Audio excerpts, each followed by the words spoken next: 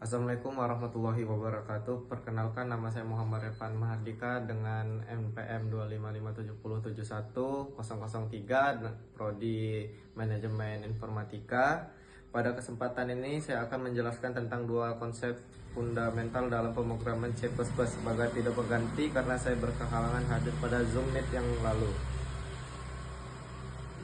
Jadi, apa itu looping? Secara sederhana, looping adalah cara kita memberitahu komputer untuk melakukan sesuatu berulang kali. Ini sangat berguna untuk menghemat waktu dan tenaga, terutama saat kita bekerja dengan data.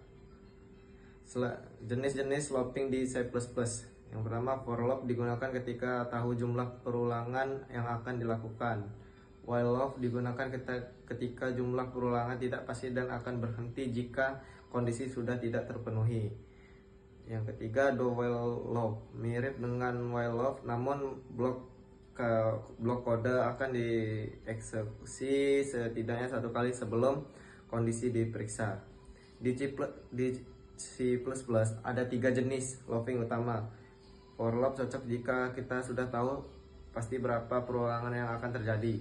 While loop dan do while loop lebih fleksibel dan digunakan saat perulangan bergantung pada kondisi yang bisa berubah. Ini adalah contoh for loop sebagai berikut. Apa itu function? Function adalah blok kode yang dirancang untuk melakukan tugas tertentu. Mengapa penting? Reusability, kode dapat digunakan kembali di berbagai pemrograman. Modularitas, memecahkan pemrograman bisa menjadi bagian-bagian kecil yang lebih mudah dikelola. Keterbacaan, membuat kode lebih mudah dibaca dipahami. Sekarang mari kita beralih ke fungsi-fungsi adalah seperti subprogram di dalam program utama kita. Kita bisa memanggil fungsi ini kapan saja kita membutuhkannya, sehingga kita tidak perlu menulis ulang kode yang sama berkali-kali. Cara kerja function di C++. Deklarasi memberitahu compiler tentang nama fungsi, tipe data, kembalian, dan parameternya. Definisi, isi dari fungsi itu sendiri yaitu blok kode yang akan dieksekusi. Pemanggilan mengeksekusi fungsi dari bagian lainnya pemrograman. Ada tiga langkah utama dalam menggunakan fungsi: deklarasi, definisi, dan pemanggilan. Deklarasi adalah seperti pengenalan fungsi kepada program. Definisi adalah isi dari fungsi tersebut, dan pemanggilan adalah saat kita menggunakan fungsi tersebut.